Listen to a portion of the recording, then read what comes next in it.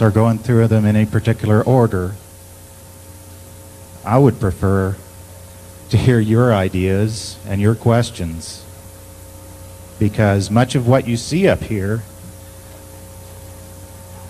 derives from all the good ideas that have been discussed throughout this conference in the talks and in the conversations. In fact, a lot of what you see up here is a result of those things happening at this conference, because I rewrote the slides this morning.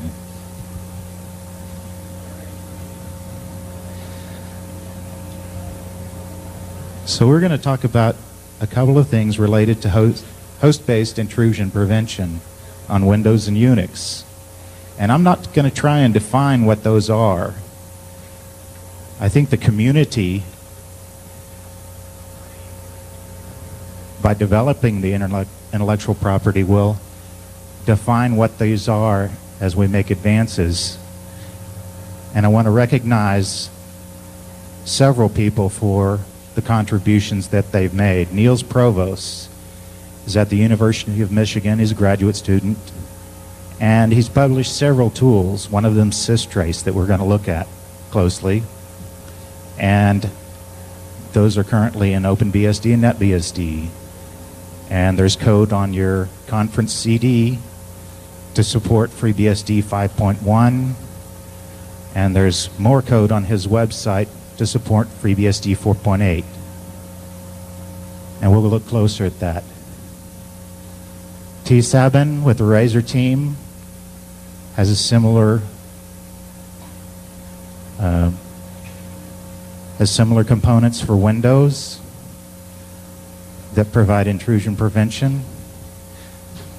Slightly different approach in terms of the way it integrates with the system, but very similar functionality. I'd like to thank DT for suggesting this thread last year in his call for papers. There was a call for talks on how to harden FreeBSD. Last year I gave that, and the gap analysis of that showed a real need for something that increases the integrity of the system that all of this rest of the security architecture depends on. I'd like to thank Greg Hoagland for many insights about application security and looking at application state and the code at the binary level.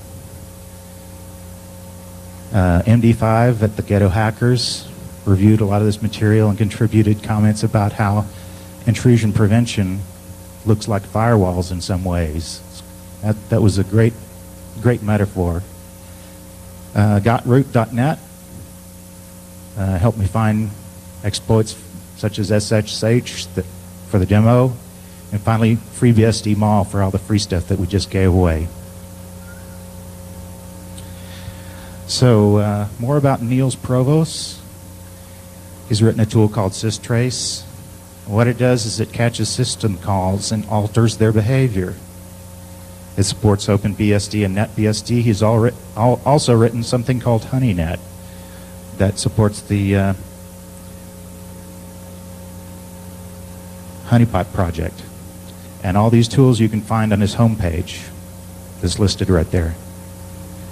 Okay, so in the abstract for the talk, I mentioned a couple of things. Why should we care about intrusion prevention? What does it do for us?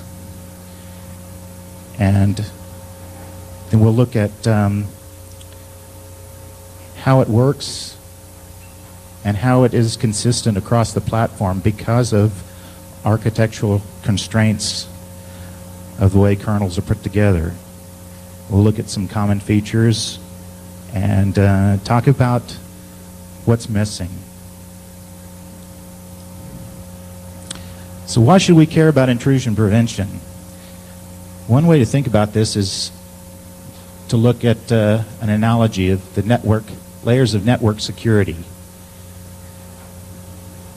So if you look at layered network security, you'll find rules in routers and firewalls and services at the router level, firewall, and inetd or TCP wrappers.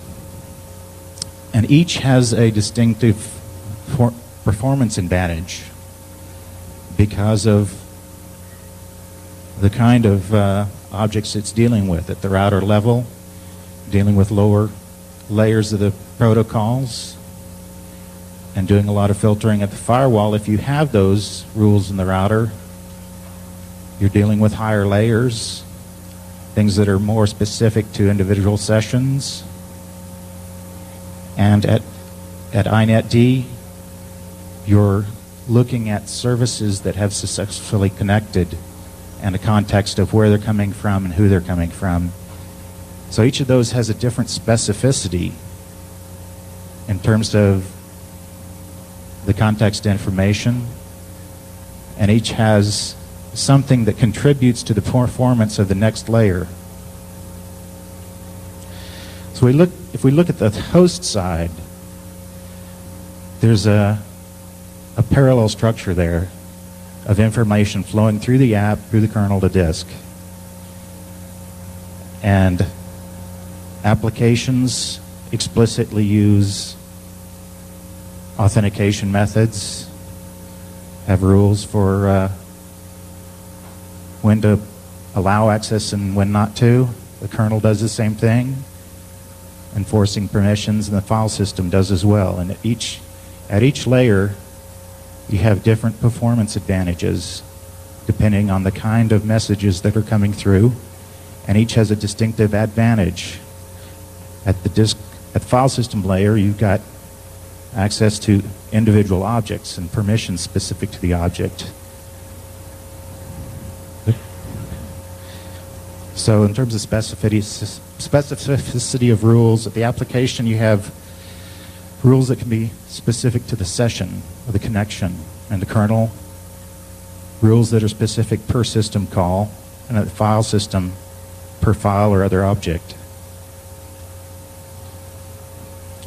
Each of these layers depends on, in a lot of cases, the integrity of the other layers.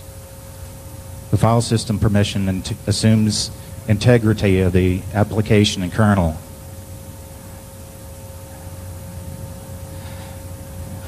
The granularity of system call permissions affects what you can do in an application.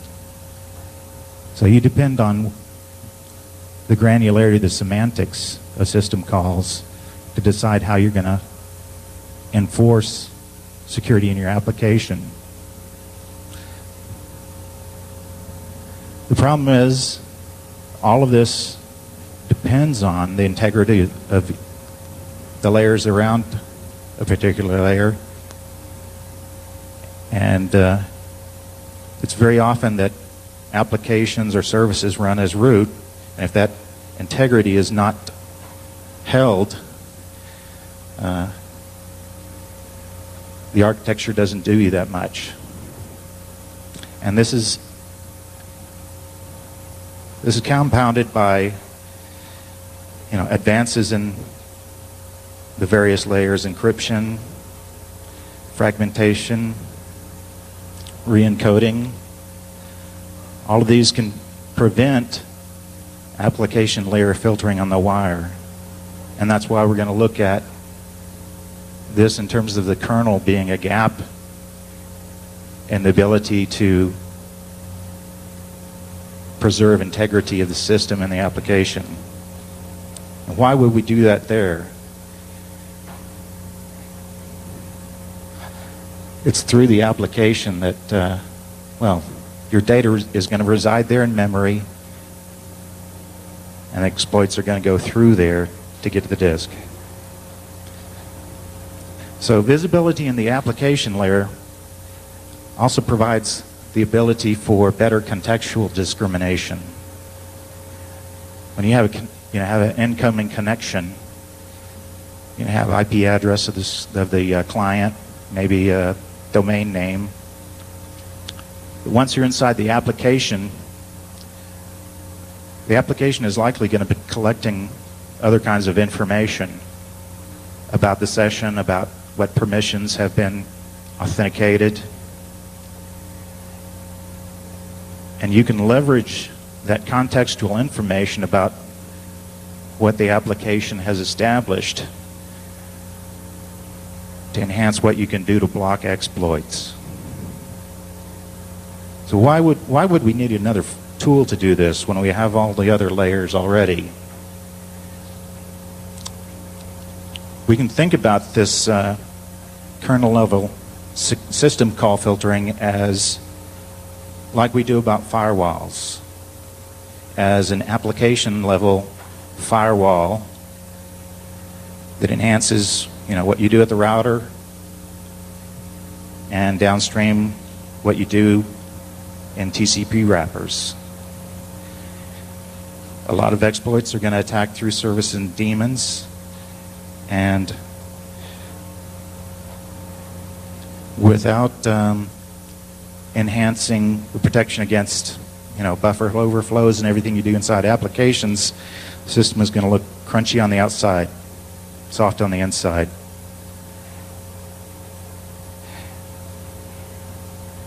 The problem is application state is very complex in terms of the state of memory, disk, clients. On the other hand, all that contextual information allows you to write signatures that are application state specific to the state of the OS. Within the context of a process, there's all sorts of system information that you can rely on that perhaps should be consistent each time an application runs or for each session. And these contextual clues that, if they are consistent from run to run, can allow you to block from the inside of the system, inside the application. So let's look at a specific example on FreeBSD, how it works and what's the motivation for doing this. We're going to look at an SSH exploit. It's an off by one and channel lookup in SSH 2.9, and it was current in all the BSDs at the time the exploit occurred. And the gap analysis for this was that if we can't rely on a relatively hard application like SSH, what can we rely on? And what can we do to prevent exploits on something we would usually trust? So in this example, the stuff being done by root is at the top of the screen. The stuff being done by a client user is at the bottom. So this is an example of setting up systrace to filter system calls for the SSH daemon. And at the very top, you see a directory that systrace looks in to find all the rules that specify whether to permit or deny system calls. In the second panel, we've invoked systrace with a capital A in order to gather all the system calls. And it'll watch those system calls and spit out a list of what the application does.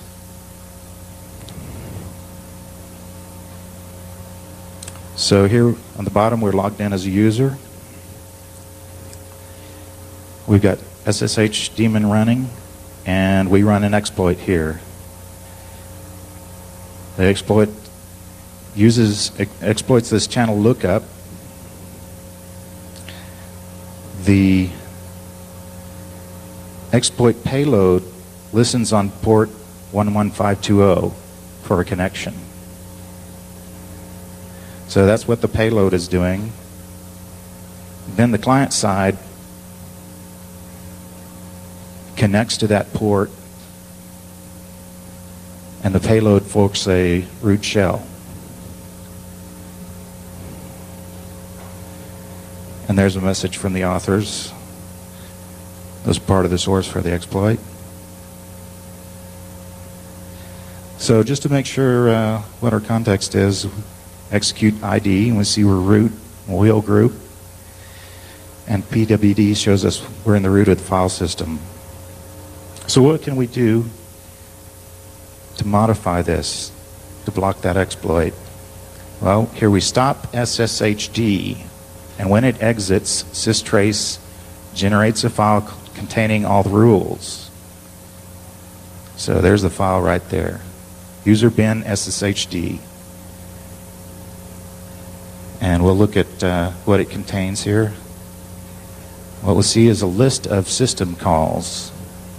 These are all the system calls that sshd invoked. You see all names of all libraries. So it gives you all the file names that it needs access to run. And down at the bottom of all the permissions, you see something interesting. It's invoke bin sh. So that's something that sshd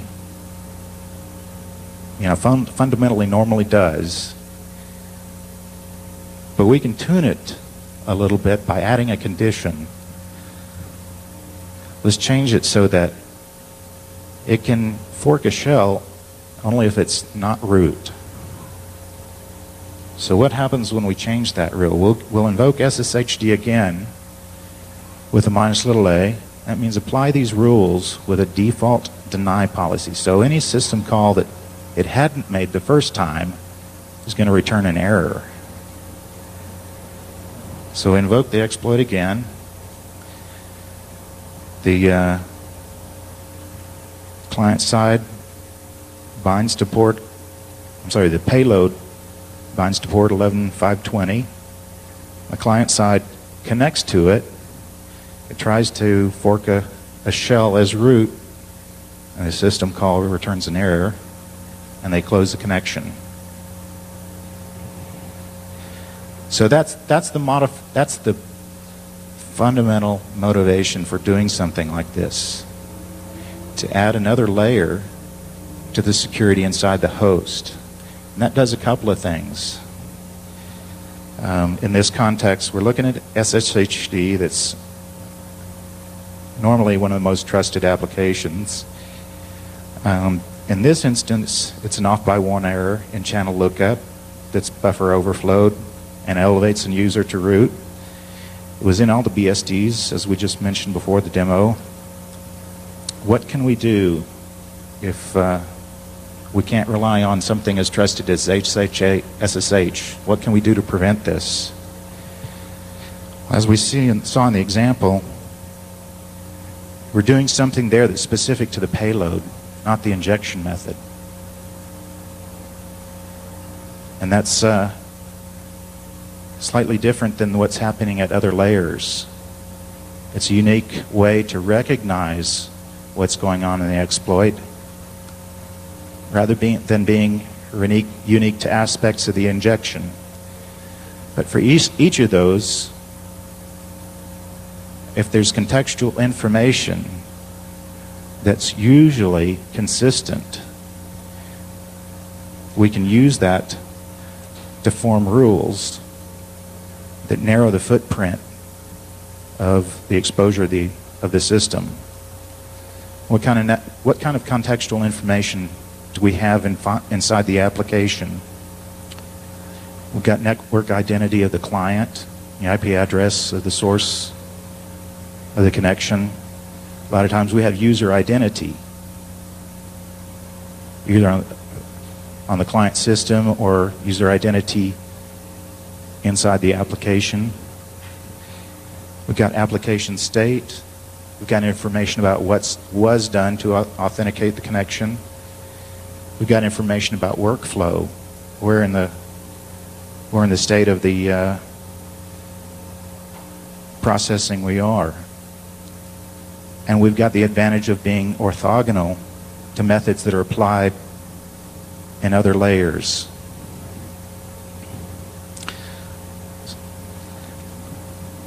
So MD5 suggested I look at Firewall Wizard's discussion.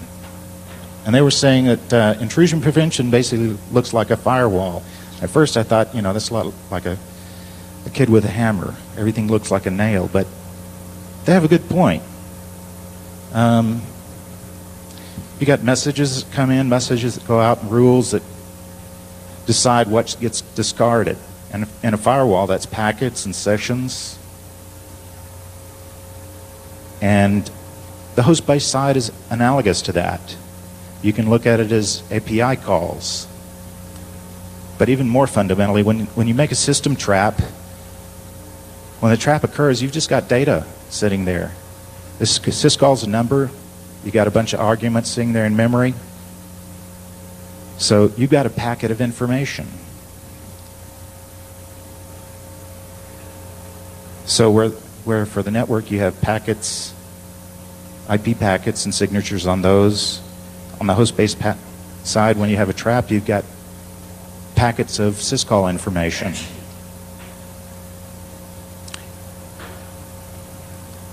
So you probably wouldn't consider running on this network without a firewall, would you? And it's not that firewalls are the only essential thing. It's that they allow you, together with the other parts of the security architecture, to mount an effective defense. So I would look at intrusion prevention in the same way, that it's not a solution in itself, but it's a way to tune all the layers together to provide something effective.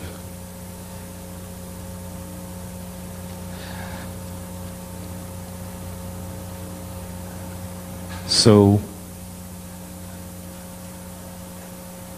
where is intrusion prevention going and how is it different?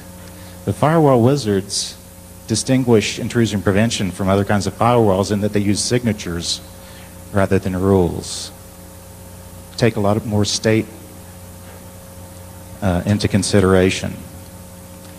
But these aren't the same kind of rules that you might run in an intrusion detection system.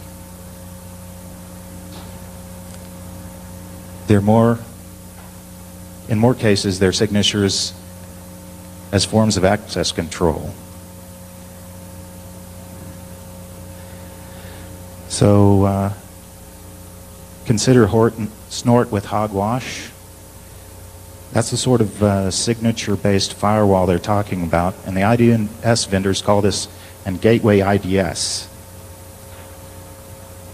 Some people look at it as intrusion prevention. And again, that's why I don't necessarily want to try and give you a definition.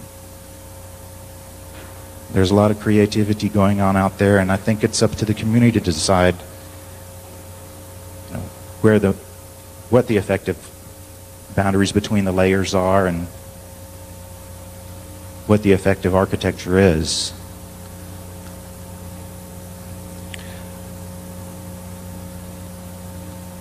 So firewalls are complementary to routers and identity.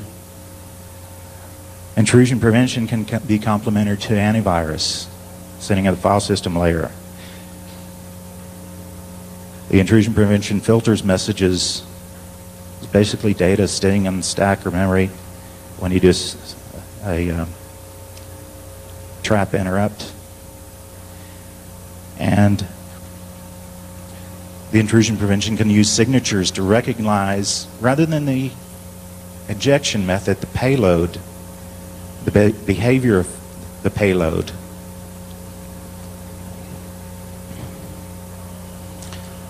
So how does this work? Let's take a look at some architectural layering in Windows and in Unix. So here's Windows, kernel architecture, user land. It's a little bit different from Unix in that they have microkernel architecture and a few more layers. At the top you've got executive services. That's where most of the syscalls land first. That takes the traps, routes the messages, and you've got an NTDLL. In some ways, kind of like libc, that takes an API call, turns it into a trap.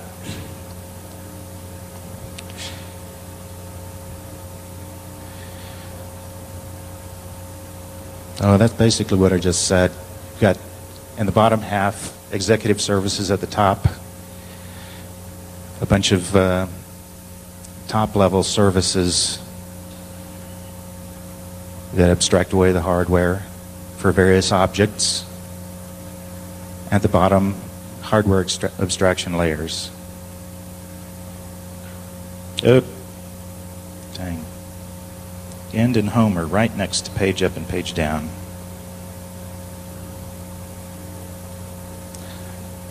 Okay, so this is a example of Linux system architecture. And it's similar in some ways, especially the boundary between the userland and kernel. So you've got libc up there between the applications and the trap, which is represented by the dotted line. Below that, you've got the system call interface that interprets the information associated with the trap, turns it into access to the various modules there. And you've got some layers, but most of the layers are specific to certain kinds of resources in the case of Linux. And this is simply a fact of the architectural decision to use a macro kernel architecture.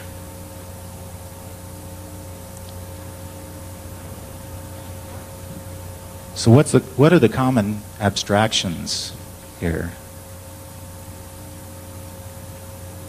We've got a common abstraction in the layer between applications and the kernel and between most of the kernel and the upper side above the trap. Each of these layers provides some unique contextual information. So although we're going to look closer at this particular boundary, you can apply this principle to all of the other layers. This just happens to be a convenient place to do it because because the method is very consistent across the various OSs. So to compare them, this highlights the similarities. We've got a C library on top and something on bottom that interprets the traps and turns them back into calls to services in the kernel.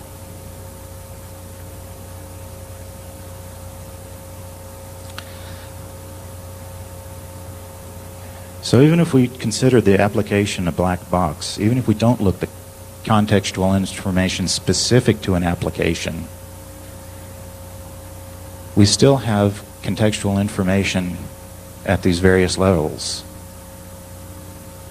Contextual information in API calls in libc, or we can trap contextual information when the system call's invoked and we have trap into the system call interface. And lastly, at the instruction level. And all these have distinct advantages. So what's being done today is really something that's the tip of the iceberg. We're looking at the most convenient place to apply these principles.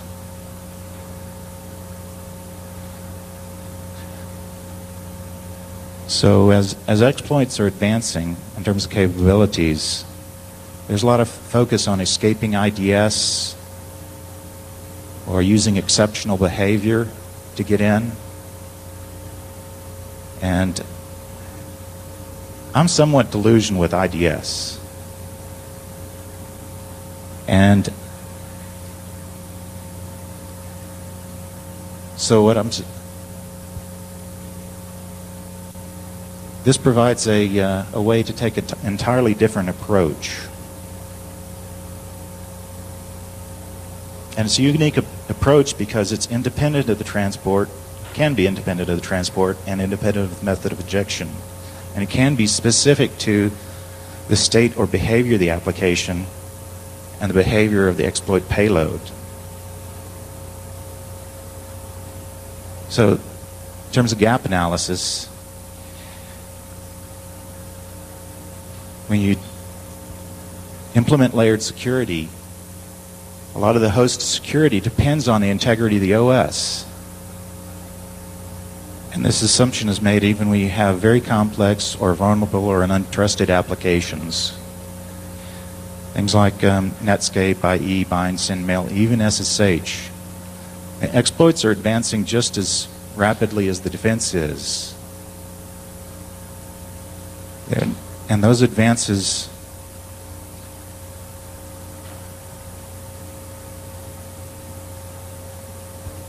are often gaining capability to circumvent existing layers, using encryption, fragmentation, re-encoding. So added layers is a common way to enhance protection. The system call rules have a distinct advantage in terms of being specific to individual system calls. And you can use them to enforce permissions, but you can also use rules to alter system call semantics, alter what the system call does and how it does it.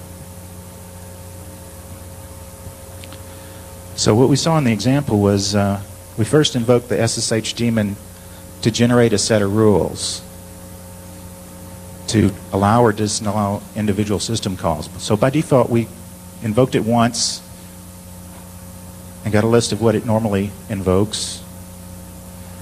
And this narrows the footprint of interaction with the system so that later on, if we invoke it again and does something different that's outside of that footprint, it's blocked. And we can refine that in consideration with the other layers to reduce the dependence of the other layers.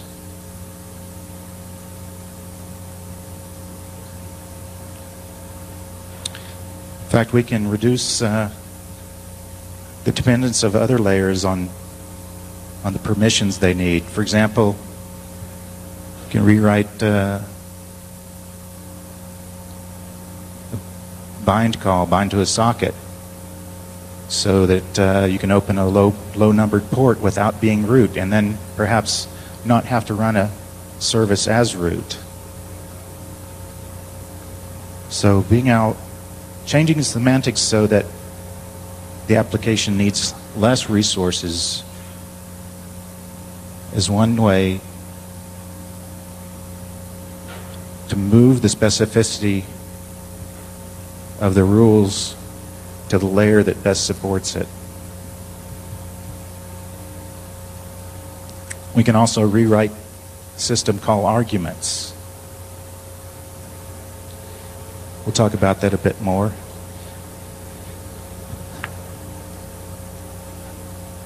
Some of the implementations use pop-up dialogues similar to what a firewall does. And this is a big advantage in terms of being able to generate a first draft of your rules and not have to close all the gaps immediately. And it takes advantage of a default ask policy. So rather than just permit, deny, you've got default and ask. You've got ask. This allows gaps in the rules, allows you to incrementally develop the rules as you observe behavior, and allows you to iteratively tune the specificity.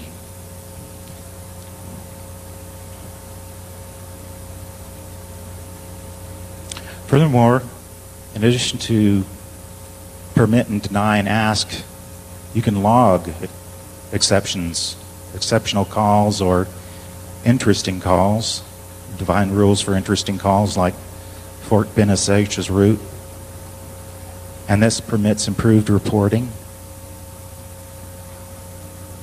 Also permits logging interesting contextual information. So when fork bin sh occurs as root, grab the client user IP domain and application state.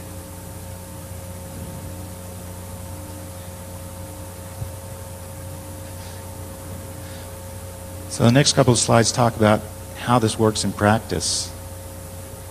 For a lot of applications, things like ls, find, a lot of other core components, a lot of them use around 25 system calls. and relatively heavyweight applications like browsers,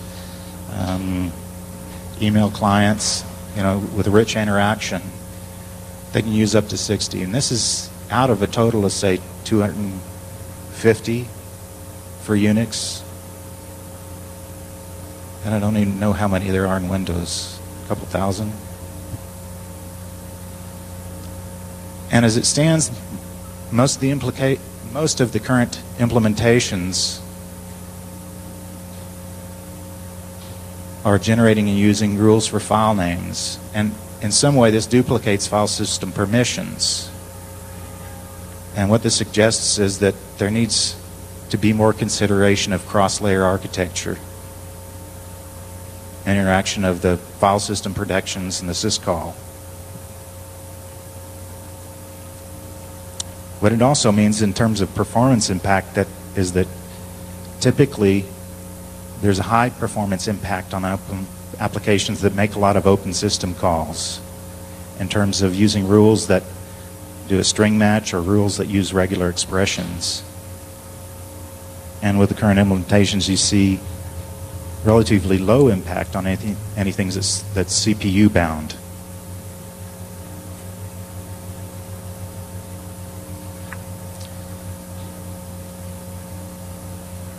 What this means let's look at how this fits into the rest of the system. One advantage of this is that the system call filtering is completely transparent to the application. So the application doesn't have to know anything about or recognize anything about the system call filtering. So you can use third-party applications, untrusted applications.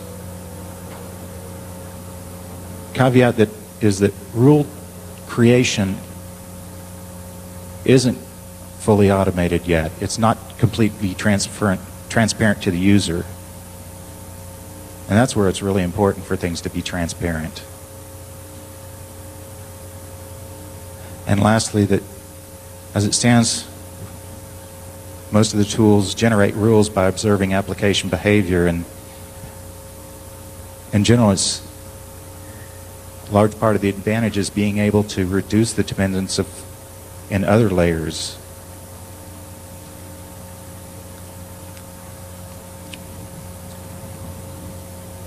So,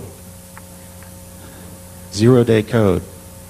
There's patches for FreeBSD 5.1 on the conference CD.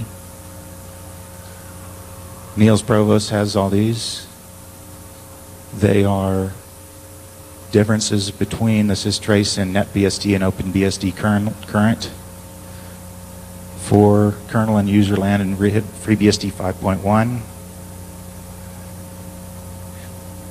It's on the conference CD. It's on Niels Provost's homepage, and hopefully will be in FreeBSD current soon.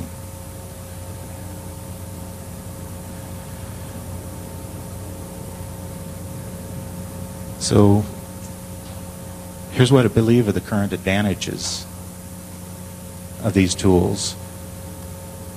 You've got things like chroot and jail for sandboxing. System call filtering does some of the same kind of thing in terms of being able to reduce the footprint of an application's interaction with the system, and can be tuned for the footprint of each application. The current tools allow iterative and interactive rule generation, very similar to what firewalls do. It's got some limited automated rule generation in terms of tracing past invocations of the application. It's transparent to the application and allows you to tune system call permissions, but more importantly, system call semantics. You can change the system call semantics to reduce the dependency of other layers on the security architecture, on their ability to enforce permissions. So it's available for FreeBSD 4.8 and 5.1 right now, and you can find updated versions on my website, on Niels Provost's website, hopefully in FreeBSD soon. The slides that you're looking at now are slightly different than what's on the CD. And the updated slides will be on the DEF CON site's archives and on my sites. And if you like, you can contact me at this email address. I think that's about it.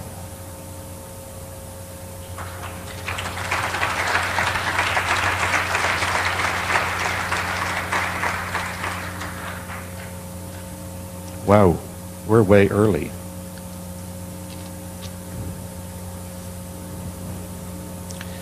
So there's a couple of other things I can talk about. Before the questions, let me make a couple of more comments.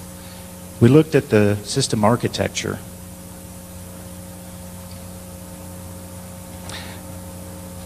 There's a common architecture at the layer between userland and kernel. And this is similar at the source code level for the BSDs, and similar at the binary level for Windows. So for these tools in general, across all these platforms, there's a lot of commonality in the architecture of how you implement system call filtering. You got to have a device that allows you to set rules. So something in /dev that'll you can write rules to. You've got to get the module into the kernel somehow. And when the module is invoked on a particular application, it's got to have hooks to start up, grab the rules, wait for an application to be invoked, and it's got to catch the application as it starts up. You know, between when fork is called and when the application starts up, you do things like fill out the system call table. And there are a couple of methods of how you do the hooking, but it's always going to occur between when you create the process and when it begins to execute. And there are a couple of different implementations out there. Are we close? Okay. If I could just have you announce that the award ceremony I'm going to be in Apollo and not here. I've had about 15 people in the last 2 minutes asking that. So awards in Apollo, not here in the tent. That's all. I'm told the awards ceremony is going to be held in the Apollo room rather than here. And that's at 4 o'clock. It's about 3:40. 3:45? 35. Okay. So the similarities here across all these platforms are those junction points I just mentioned between startup of the application, or between creating the application, filling out the process structure, and starting the application. Something that happens when the module's loaded, and some kind of architecture for a device that applications can read or write rules to. There's a couple different instances or implementations of system call tracing. We looked at one, systrace. There is another for FreeBSD called SERB-NG, SERB Next Generation.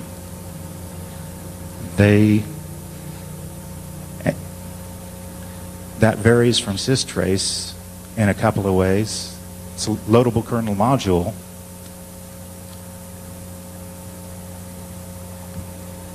But they both have to do the same kinds of things in terms of where they hook in.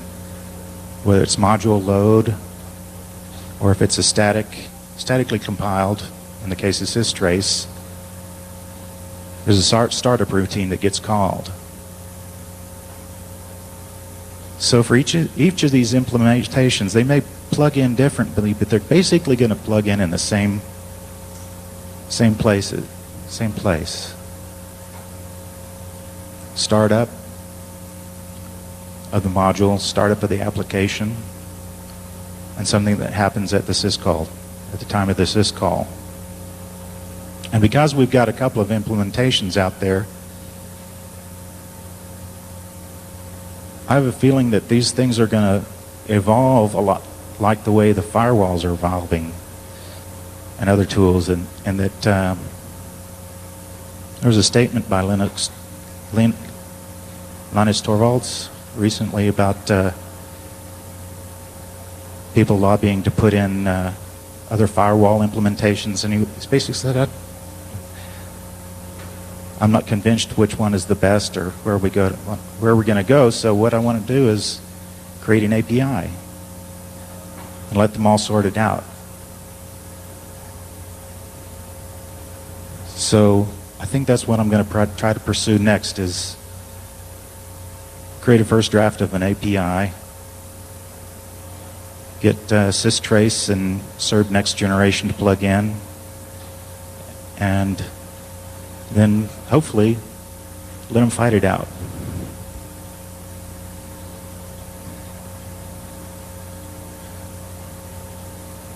How are we doing on time? Okay. Why don't we take questions? Right here. Oh, wait. Mark?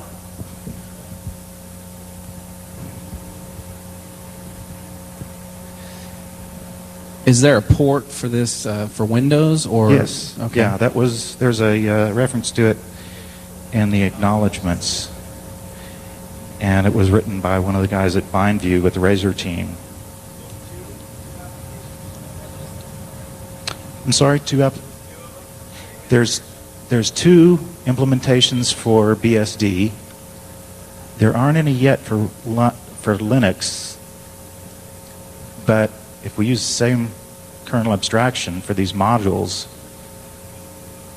there's no reason we can't use the same implementations in Linux. Windows, we don't have the opportunity to implement those interfaces at source level, but the Windows, it plugs in at the same places, but it's got to muck with the kernel directly to hook in. I mean, muck with the binary. So T7 with the Razor team at BindView has a tool called systrace again. I think current version is 0.3. So same name, but it's for Windows, and it's on BindView's site. And I believe it's more or less open source license.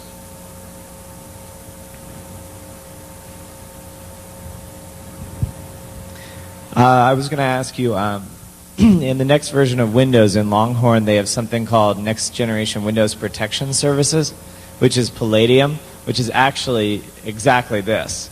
Microsoft is trapping all API calls and generating rules for them based on whether they have like a signature or something like that, unique processor ID or something of that nature. But what happens when a version of the software changes and they change the API calls that they do? How does the BSD tools react to that? Do you have to regenerate all the rules?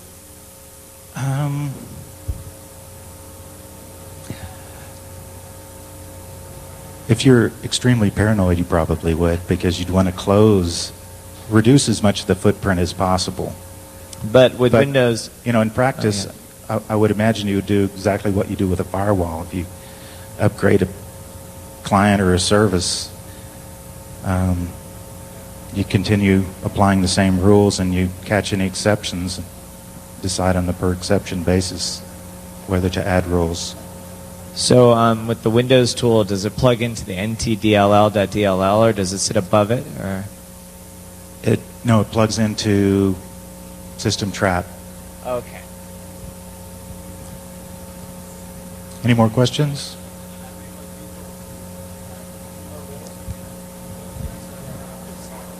Now, the Microsoft Research has detours library, which allows you to insert trampoline functions into syscalls.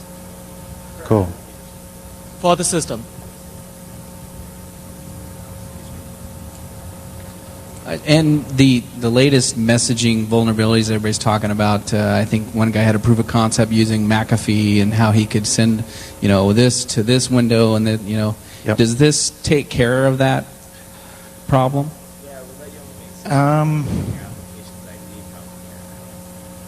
A lot of the windowing is in the kernel in Windows, but that's not the case in Unix. So imagine that would be very different, implemented very differently on Unix. So maybe but- they're trying to fix it with this Longhorn implementation.